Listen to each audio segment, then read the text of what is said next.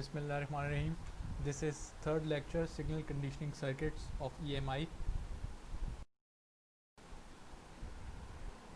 ये जो हैं ऑब्जेक्टिव्स हैं इस लेक्चर के. Number 1, identify the different building blocks of a measurement system and explain the function of each block. Design an unbalanced Wheatstone bridge and determine its sensitivity and other parameters. Able to explain the advantage of using push-pull configuration in unbalanced AC and DC bridges. Define CMRR of an amplifier and explain its importance for amplifying differential signal. Number 5 is compare the performance of single input amplifiers inverting and non-inverting in terms of gain and input impedance. And number 6 is draw and derive the gain expression of a 3 op amp instrumentation amplifier. तो ये जो हैं 6 ये इस lecture के objectives हैं जो at the end of the lecture आप अचीव करेंगे.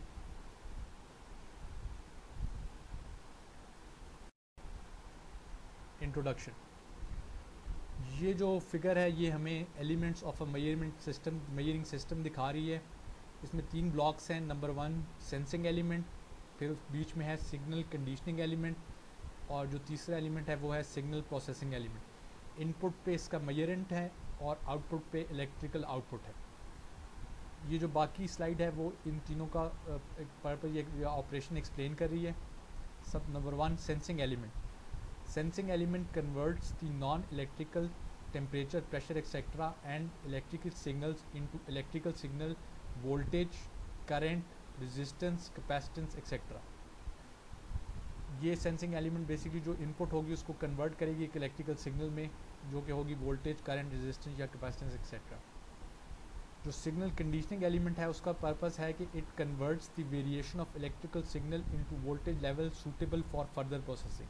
तो ये जो सिग्नल कंडीशनिंग एलिमेंट है ये इसको कन्वर्ट करेगी ऐसे सिग्नल में जिसको फिर आप सिग्नल प्रोसेसिंग एलिमेंट के थ्रू प्रोसेस कर सकते हैं. और जो आखिरी ब्लॉक है वो है सिग्नल प्रोसेसिंग एलिमेंट, और उसका फंक्शन है कि it converts the output of previous stage into a more suitable for presentation and other use, that is display, recording, ADC, linearization circuit. तो इस स्लाइड पे बेसिकली हमने देखा है कि 3 जो ब्लॉक्स हैं elements of a measuring element के, मेजरमेंट सिस्टम के, वो क्या क्या फंक्शन उनका है, जो हो गया है sensing element, signal conditioning element और सिग्नल प्रोसेसिंग एलिमेंट. तो सेंसिंग एलिमेंट का ये फंक्शन है, सिग्नल कंडीशनिंग एलिमेंट का ये फंक्शन है और सिग्नल प्रोसेसिंग एलिमेंट का ये फंक्शन है. Necessity. The success of the design of any measurement system depends heavily on the design and performance of the signal conditioning circuits.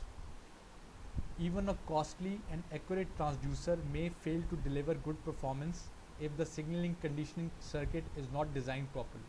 यानी transducer जो एक फॉर्म ऑफ सिग्नल को दूसरे फॉर्म में convert करता है वो भी फेल हो सकता है अगर आपका सिग्नलिंग कंडीशनिंग सर्किट जो है वो प्रॉपर्ली डिज़ाइन नहीं हुआ हुआ. The schematic arrangement and selection of the passive and active elements in the circuit heavily influence the overall performance of the system. Often these are decided by the electrical output characteristic of the sensing element. Nowadays, many commercial sensors often have inbuilt signal conditioning circuit. This arrangement can overcome the problem of incompatibility between the sensing element and the signal conditioning circuit. तो जो आपके आजकल sensors available हैं उनमें जो signal conditioning circuit है वो उसके साथ ही होते हैं, तो जिसकी वजह से अगर उन पे कोई इनकम्पैटिबिलिटी थी यानी उनमें कोई डिफरेंस था यानी ऑपरेशन में जो एरर इंट्रोड्यूस कर सकता था, तो उस अरेंजमेंट की वजह से कि सेंसर और सिग्नलिंग कंडीशनिंग सर्किट साथ होते हैं, इस डिफ़िकल्टी या प्रॉब्लम को हम ओवरकम कर दें. Standard building blocks. Majority of signal processing circuits use standard block, that is bridges, that वो 2 kind की हैं, DC bridges and AC bridges, और amplifiers और filters. तो ये हम आगे स्लाइड्स में डिस्कस करेंगे बिल्डिंग ब्लॉक्स. सबसे पहले हम देखते हैं unbalanced DC bridge.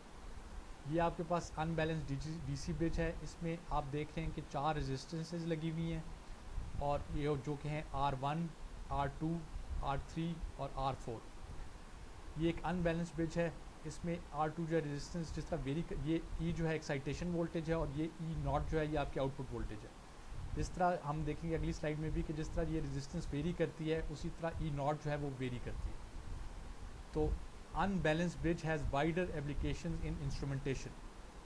The output voltage is E naught which varies with the change of resistance X. ये जो है X जिस तरफ वेरी करेगा तो रेजिस्टेंस R2 वेरी करेगी और इस चेंज की वजह से आपकी जो E नॉट है वो वेरी करेगी. इसमें जो दूसरा टर्म है देखने वाली वो P है जो कि है ये PR और PR. इसको हम P को कहते हैं आर्म रेशियो और the arm ratio of the bridge is P and E is the excitation voltage. E जो है वो आपकी एक्साइटेशन वोल्टेज है और P जो है आपका आर्म रेशियो है. ये एक अनबैलेंस्ड डीसी ब्रिज है. इसकी जो एक्सप्रेशन है E नॉट की अगर हम लिखना चाहें तो इस तरह लिखेंगे कि this resistance that is R1 plus X divided by this resistance R1 plus X plus this resistance PR जो कि आ गया ये R1 plus X divided by PR plus R1 plus x. और नीचे वाली ब्रांच में हम देखेंगे कि ये रेजिस्टेंस R है और ये PR है तो नीचे वाली ब्रांच से आएगा R divided by R plus PR और ओवरऑल जो है मल्टीप्लाई हो जाएगा एक्साइटेशन वोल्टेज E के साथ जो कि ये E के साथ. इसको अगर हम सिंप्लीफाई करके लिखें तो हमारे पास आर्म रेशियो और X की टर्म्स में ये आ जाएगा PX divided by P plus 1 plus x into P plus 1 into E. तो ये E नॉट जो है वो हमने लिख दिया है PX और एक्साइटेशन वोल्टेज E की टर्म्स में. अब हम देखते हैं output of the unbalanced bridge. ये जो ग्राफ है ये आपको शो कर रहा है E naught versus X characteristics is non linear. तो ये हमने P की ये जो हॉरिजॉन्टल डायरेक्शन में ये X वेरी कर रहा है और ये जो है आपकी अनबैलेंस्ड वोल्टेज है E naught divided by E. तो हम और डिफरेंट वैल्यू ऑफ P जो आर्म रेशियो की डिफरेंट वैल्यूज़ के लिए इसको हमने प्लॉट किया E नॉट ओवर E को. तो हम ये E naught versus X characteristic ये आपको दिखा रहा है. इसमें हम देख रहे हैं कि ये जो है ये लीनियर नहीं है बल्कि नॉन लीनियर है. अब हम जो मैक्सिमम सेंसिटिविटी है यानी हम देखते हैं कि स्मॉल चेंज इन X के लिए जो है एक large change in output voltage आ रही है वो आ रही है for P equals to 1. Maximum sensitivity of bridge can be achieved for arm ratio P equals to 1. इधर से हम देख रहे हैं कि P इक्वल्स टू 1 का ग्राफ जो ग्राफ है वो सबसे ऊपर है. इससे इसका मतलब ये है कि स्मॉल चेंज ऑफ X के लिए एक E नॉट में एक लार्ज चेंज आ रहा है. तो सबसे ज़्यादा सेंसिटिव जो है वो P equals to 1 arm ratio के लिए ये ब्रिज है. फिर अगर P इक्वल्स टू 10 के लिए देख रहे हैं तो हम देख रहे हैं कि स्मॉल चेंज इन X के लिए लेस चेंज इन P आ रहा है तो ये लेस सेंसिटिव है. और P इक्वल्स टू 100 के लिए उससे भी लेस सेंसिटिव है. तो मैक्सिमम सेंसिटिविटी तब अचीव हो रही है जब आपका आर्म रेशियो जो है वो है P इक्वल्स टू 1. दूसरी चीज़ हम ये देख रहे हैं कि ये जो P इक्वल्स टू 1 के लिए है ये ज़्यादा नॉन लीनियर है. P इक्वल्स टू 10 के लिए ये लाइन थोड़ी स्ट्रेट हो रही है तो ये थोड़ा कम नॉन लीनियर है. और P इक्वल्स टू 100 के लिए ये ऑलमोस्ट लीनियर है. तो ये पॉइंट यहाँ पे एक्सप्लेन किया गया कि non linearity of the bridge decreases with increase in the arm ratio P but the sensitivity is also reduce. हम देख रहे हैं कि इधर इसके लिए सेंसिटिविटी जो है मिनिमम सबसे कम है, इसकी लिए सेंसिटिविटी उससे ज़्यादा है और ये मैक्सिमम सेंसिटिविटी है. यानी स्मॉल चेंज इन X के लिए सबसे ज़्यादा चेंज इस केस में आ रहा है, उससे कम चेंज इस केस में आ रहा है और उससे कम चेंज इस केस में आ रहा है. लेकिन P इक्वल्स टू 100 के लिए जो है वो लीनियर ज़्यादा है. तो ये पॉइंट है कि non linearity of the bridge decreases with increase in the arm ratio. यानी जिस तरह आप P की वैल्यू इंक्रीज़ करते जा रहे हैं लीनियरिटी इंक्रीज़ हो रही है लेकिन सेंसिटिविटी जो है वो रिड्यूस हो रही है. For unity arm ratio P equals to 1 and for small x an approximate linear relationship can be derived. ये हम देख रहे हैं कि जो P equals to 1 वाला ग्राफ का जो इनिशियल पोर्शन है इसमें जो बिहेवियर है E नॉट का विद रिस्पेक्ट टू x वो ऑलमोस्ट लीनियर है. तो ये पॉइंट यहाँ पे बताया है कि for unity arm ratio P equals to 1 and for small x an approximately linear relationship can be derived और वो होगा E naught equals to x over 4 into E. ये जो है E नॉट और x के दरमियान एक लीनियर रिलेशनशिप आ गई. एक कांस्टेंट एक वेरिएबल से मल्टीप्लाई हो रहा है तो ये एक लीनियर रिलेशनशिप. तो ये थे bridge characteristics for different arm ratios that is E naught versus X characteristics.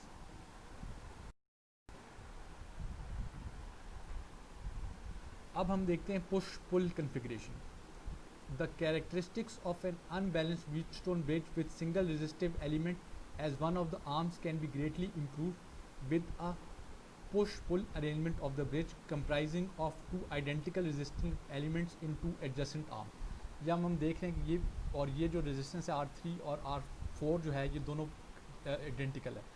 इधर जो वेरिएबल जो रेजिस्टेंसेज हैं जो वेरी करती हैं वो हैं while the resistance of one sensor is decreasing, ये अगर रेजिस्टेंस डिक्रीज़ करेगी 1 माइनस एक्स की अमाउंट से, the resistance of the other sensor is increasing by the same amount, ये 1 प्लस एक्स की अमाउंट से इंक्रीज़ करेगी। इस केस में जो ई नॉट और ई का आपस में रिलेशनशिप आएगा वो आएगा E naught equals to R 1 plus X divided by R 1 plus X plus R 1 minus X, जो कि है वो ये चीज़ R 1 plus X divided by R 1 plus X plus R 1 minus X, और इस केस में होगा R divided by R plus R, तो ये 2r बन जाएगा।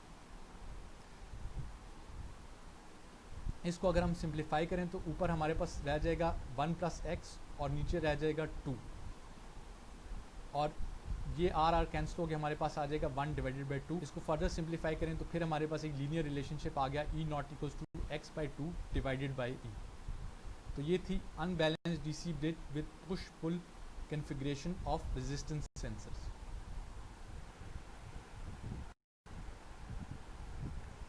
इसी तरह हम एक एसी ब्रिज भी देख सकते हैं कि अनबैलेंस्ड एसी ब्रिज है, इसमें अब इनपुट वोल्टेज जो है वो एसी है। Unbalanced AC bridge with inductive sensors with push pull configuration, इधर जो है वो रेजिस्टेंसेज जो थी वो अब इंडक्टेंस से रिप्लेस हो गई है, और ये है इंक्रीजिंग इंडक्टेंस जो होगी वो L1 प्लस एक्स है, और इसी तरह ये रेजिस्टेंस ये inductance L1 minus X increase करेगी बाय द सेम अमाउंट। इसका अगर ई नॉट रिलेशनशिप रखना तो होगा J omega L1 plus X divided by J omega L1 plus X divided plus A जो J omega L1 minus X minus R over 2r into E. इस case में हमारे पास जो एक्साइटेशन वोल्टेज है दैट इज़ AC, तो हम कहेंगे AC excitation. The output voltage is E naught which varies with the change of resistance X equals to delta L over L। The arm ratio of the bridge is P and E is the excitation voltage. अब हम देखते हैं amplifier, जो कि एक और standard building block है instrumentation का, मेजरमेंट इंस्ट्रूमेंटेशन का।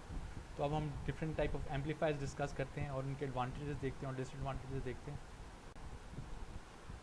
सबसे पहले हमारे पास है इन्वर्टिंग एम्पलीफायर। इन्वर्टिंग एम्पलीफायर की ये सर्किट है, इसमें दो रेजिस्टेंसेज हैं R2 और R1।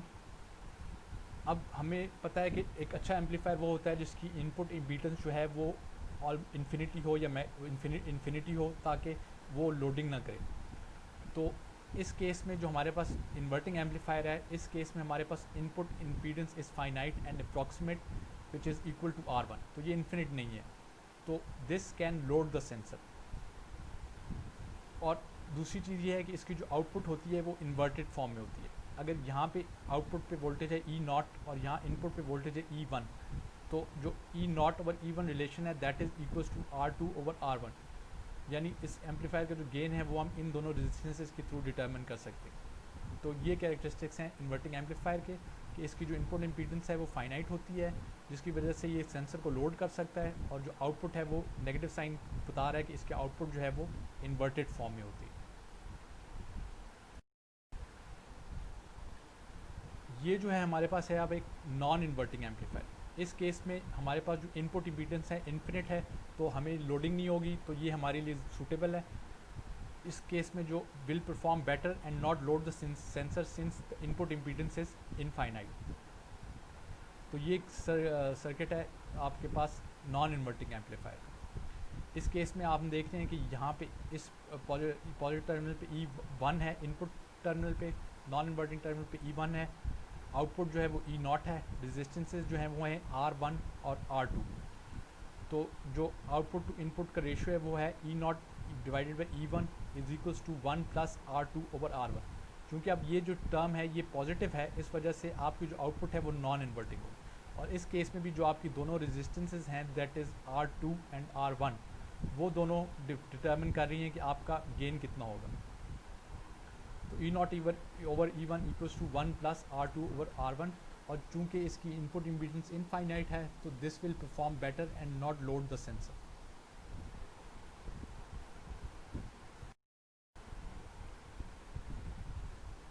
जो हमारे पास तीसरा केस है ये है डिफरेंशियल एम्पलीफायर। इसके केस में हम देख रहे हैं कि इन्वर्टिंग टर्मिनल पे रेजिस्टेंस कनेक्टेड है R1 और R2 जो कि आउटपुट से इनपुट पे कनेक्टेड है, और दो रेजिस्टेंसेज हैं R3 और R4। इसकी एक टर्म पे इनपुट वोल्टेज है E1 और दूसरी इनपुट वोल्टेज है E2 और E0 जो है ये इसकी आउटपुट वोल्टेज है। So this is a differential amplifier. इसकी जो इनपुट इम्पीडेंस है दैट इज़ फाइनाइट और इसकी जो आउटपुट है that is due to the contribution of each input.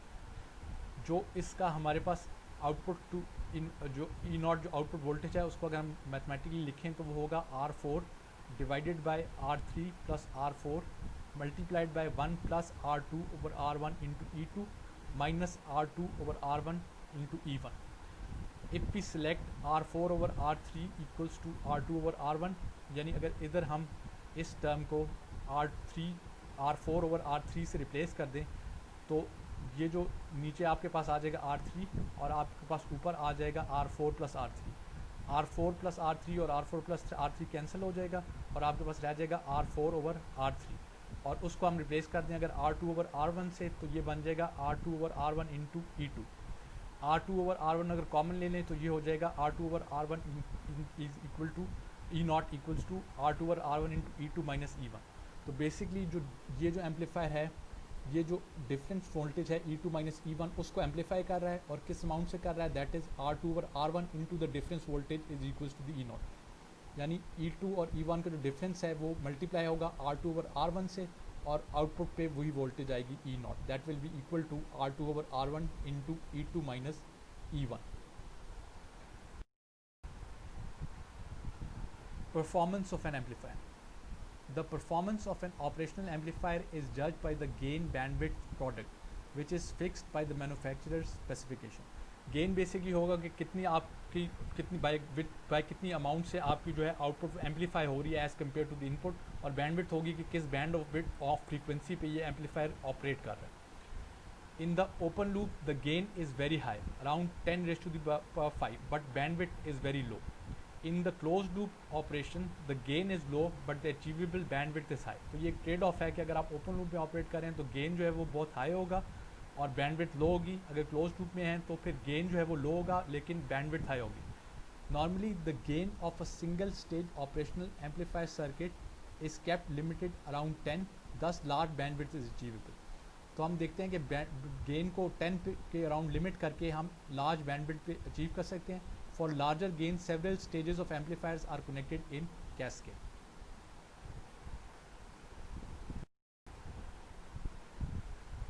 बाकी जो टर्म्स हैं वो भी हम देखते हैं कि परफॉर्मेंस ऑफ एन एम्पलीफायर किस इनपुट इम्पीडेंस, जिस तरह हमने पहले देखा कि जितनी इनपुट इम्पीडेंस हाई होगी उतनी ही सेंसर की लोडिंग कम होगी और उस वजह से आपका जो सिग्नल है प्रॉपर्ली ट्रांसफ़र होगा इनपुट पे। तो हाई इनपुट इम्पीडेंस हमारा एम होती है कि infinite input impedance is ideal, लेकिन उसके बाद इनपुट इम्पीडेंस जो है वो ज़्यादा से ज़्यादा होनी चाहिए। गेन एंड बैंडविड्थ प्रोडक्ट, जो कि आपको पता है कि गेन भी हम ज़्यादा करना चाहते हैं और बैंडविड्थ भी ज़्यादा करना चाहते हैं, तो ये टर्म जो है गेन बैंडविड्थ प्रोडक्ट ये जितनी ज़्यादा होगी उतनी ही आपका अच्छा एम्पलीफायर होगा। एक और टर्मिनोलॉजी है common mode rejection ratio. Common mode rejection ratio basically आपको ये बताती है कि आपका जो एम्पलीफायर है वो कॉमन मोड सिग्नल को कितने अच्छे तरीके से रिजेक्ट करता है, यानी वो डिफरेंशियल सिग्नल जो है उसको कितना अच्छा एम्पलीफाई करता है, जो डिफरेंस है उसको कितना अच्छा एम्पलीफाई करता है, और जो कॉमन मोड सिग्नल है उसको कितना अच्छा रिजेक्ट करता है।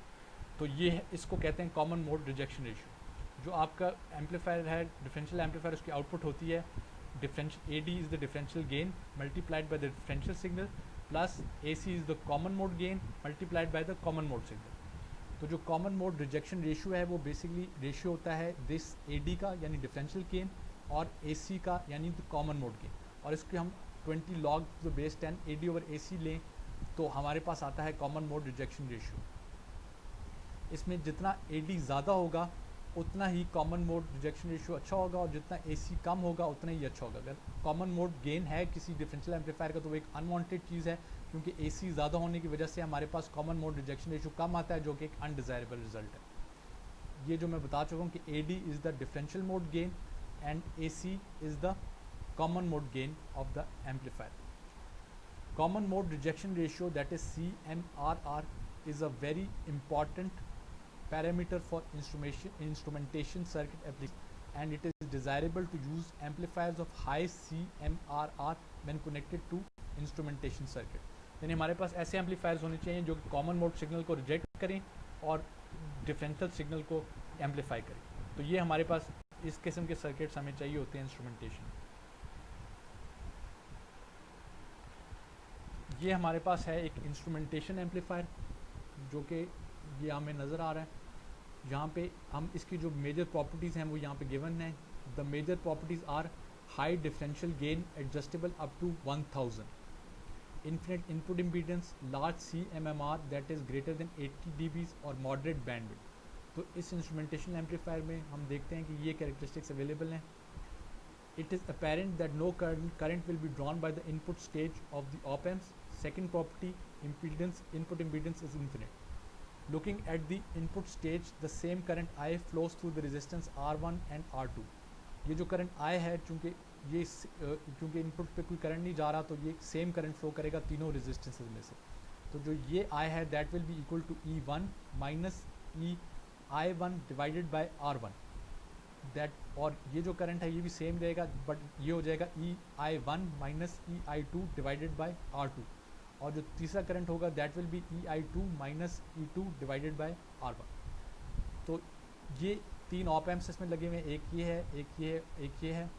ये रेजिस्टेंसेस कनेक्टेड हैं, this is R1, R2, R1, R3, R3 and R4, और ये इसे हम कहेंगे 3 ऑप एम्प इंस्ट्रूमेंटेशन एम्पलीफायर। तो ये एक इंस्ट्रूमेंटेशन एम्पलीफायर की एग्जांपल है। इनपुट जो है वो आपके हैं EI1, EI2 और आउटपुट जो है वो है E0। अब एक एग्जांपल देखते हैं। एग्जांपल है the unbalanced voltage of a resistance bridge is to be amplified 200 times. तो ये हमारे पास जो है ये एक ब्रिज है और ये एक एम्पलीफायर से कनेक्टेड है, और हम चाह रहे हैं कि रेजिस्टेंस ब्रिज की जो अनबैलेंस्ड वोल्टेज है वो 200 टाइम्स एम्पलीफाई हो यूजिंग अ डिफरेंशियल एम्पलीफायर। तो ये हम देख रहे हैं कि इसके दोनों इनपुट पे कनेक्टेड है और ये एक डिफरेंशियल एम्पलीफायर है। The configuration is shown in figure below with R, जो ये रेजिस्टेंस है R that is equal to 1000 ohm, and X2 जो है आपका दैट X जो है ये जो पैरामीटर है X, this is equal to 2 into 10 raised to the minus 3। Two amplifiers are available, one with differential gain equals to 200 and common mode rejection ratio equals to 80 dB, and the other with differential gain equals to 200 and common mode rejection ratio 60 dB। तो जो basic difference है इन दोनों amplifiers में जिनको हम consider कर रहे हैं उनमें ये है कि इन दोनों का डिफरेंशियल गेन तो सेम है, that is AD equals to 200, लेकिन जो कॉमन मोड रिजेक्शन रेशियो है वो एक एम्पलीफायर का 80 dB और दूसरे एम्पलीफायर का है 60 dB। अब हमने फाइंड आउट क्या करना है, find at the values of V0 for both the cases and compute errors. तो ये दो एम्पलीफायर्स हम यहाँ पे कंसिडर करेंगे, एक का कॉमन मोड रिजेक्शन रेशियो होगा 80 dB और दूसरे का कॉमन मोड रिजेक्शन रेशियो होगा 60 dB, और दोनों केसेस के लिए हम V0 फाइंड आउट करेंगे और हम ये फाइंड आउट करेंगे कि एरर कितना आ रहा है। तो हम देखते हैं सोल्यूशन। सबसे पहले हमें पता है कि x इक्वल्स टू 2 इंटू 10⁻³ और E का हम देख चुके हैं कि that is x/4 into the excitation voltage. ये हम प्रीवियस स्लाइड में मैं आपको इक्वेशन दिखा चुका हूँ। तो EI जो है वो है x/4 इंटू हमारे पास एक्साइटेशन वोल्टेज थी 10 और x की वैल्यू है 2 इंटू 10⁻³ तो x को यहाँ पे अगर हम रिप्लेस करें 2 इंटू 10⁻³ से तो ये 2 जो है ये इसको 4 को 2 बना देगा, उस वो 2 जो है इधर 5 से बनेगा और हमारे पास आ जाएगा 5 into 10⁻³ that is 5 millivolt that is equal to VD। अब the common voltage to the amplifier is VC equals to 5 volts half the supply voltage. जो कॉमन मोड वोल्टेज है that is half the supply voltage और supply voltage हमारी 10 है तो VC हो गया हमारे पास 5 वोल्ट। जो हमने पहला एम्पलीफायर कंसिडर किया उसके केस में जो डिफरेंशियल गेन है दैट इज़ इक्वल्स टू 200 और जो कॉमन मोड रिजेक्शन रेशियो है that is 20 log of AD over AC equals to 80 dB। तो ये जो एक्सप्रेशन है 20 log AD ओवर AC ये CMRR जो कॉमन मोड रिजेक्शन रेशियो की एक्सप्रेशन है इसमें, और वो हमें गिवन है कि फर्स्ट एम्पलीफायर के लिए वो है 80 dB। तो इसको 20 को अगर हम यहाँ ले जाएँ तो ये बन जाएगा 4 और इसका एंटी लॉग लें तो वो बन जाएगा 10⁻⁴। तो AC को अब हम कॉमन मोड गेन को हम कैलकुलेट कर सकते हैं। AD हमें पता है 200 है तो AC ऊपर चला जाएगा और 10⁻⁴ नीचे आ जाएगा तो AC will be equals to 200 divided by 10⁻⁴ that is 0.02। हम पिछली स्लाइड पे देख चुके हैं कि जो आउटपुट इक्वेशन है डिफरेंशियल एम्पलीफायर की that is the differential gain into the differential input signal plus the common mode gain into the common mode signal. Differential gain AD जो है दैट इज़ 200, जो डिफरेंशियल सिग्नल है that is 5 milli volts जो यहाँ हमने calculate किया है, तो ये हो जाएगा 200 इंटू 5 मिली वोल्ट्स, और AC हमने कैलकुलेट किया है 0.02, और दैट इज़, और वो आ गया ये 0.02, और हमने कॉमन मोड वोल्टेज हमें पता है कि हाफ द सप्लाई वोल्टेज है, तो ये आ गया 5। तो ओवरऑल जो आउटपुट वोल्टेज है वो आ गई 200 into 5 into 10⁻³ plus 0.02 into 5 is equals to 1.1 volt. तो हम अब ये देख रहे हैं कि हमारे पास जो इनपुट डिफरेंशियल सिग्नल था वो 500 मिली वोल्ट्स था, और जो डिफरेंशियल गेन था वो 200 है।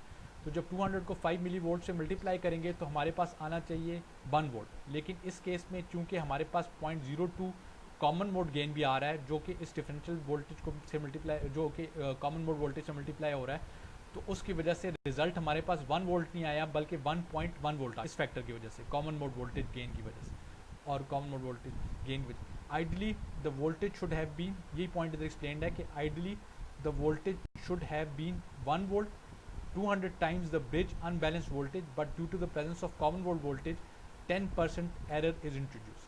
तो हमने दो चीज़ें कैलकुलेट की, output voltage that is 1.1 volt, और एरर, अब ये जो है 0.1 वोल्ट का एरर है, तो दैट इज़ 10% एरर, और दूसरी चीज़ हमने एरर कंप्यूट करनी थी, तो अब हमारे पास 10% एरर भी आ गई।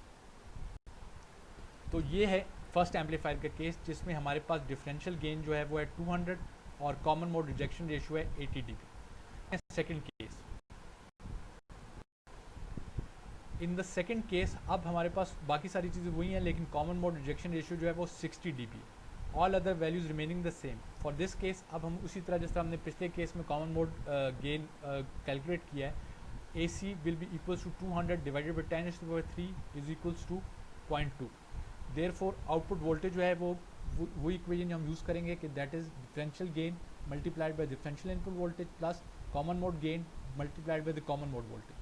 तो डिफरेंशियल गेन जो है वो है 200, और डिफरेंशियल वोल्टेज जो है that is 5 into 10⁻³ common mode voltage जो है दैट इज़ 0.2, और कॉमन मोड गेन इज़ 0.2, और कॉमन मोड वोल्टेज जो है 5।